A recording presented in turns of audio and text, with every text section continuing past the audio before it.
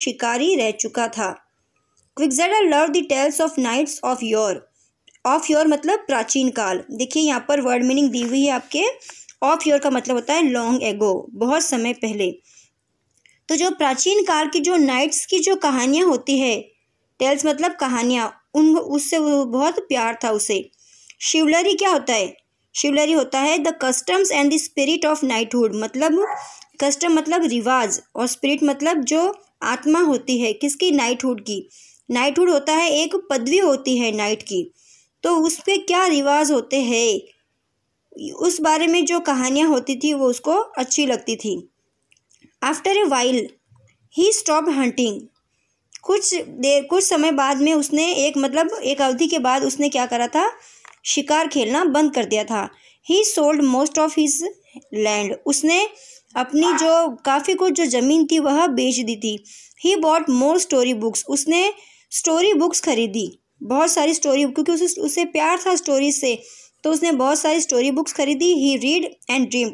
वह उन्हें पढ़ता था और सपना देखता था। He dreamed most of the time. वह बहुत समय तक सपने देखा करता था। About the knights of the round table.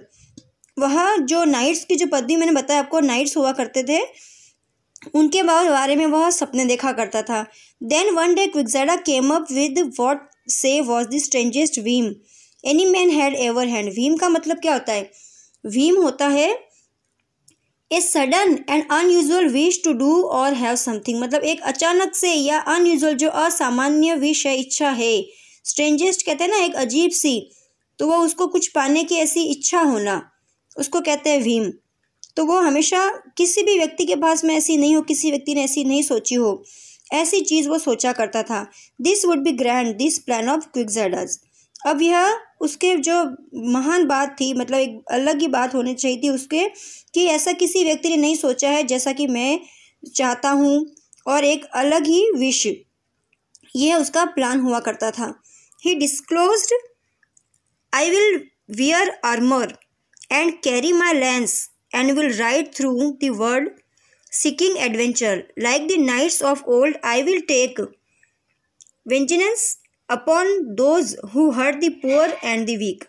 अब उसने क्या करा? डिस्क्लोज का मतलब होता है कि किसी बात का खुलासा करना, बताना। आर्मर मतलब होता है कवच, और लैंस का मतलब होता है हथियार।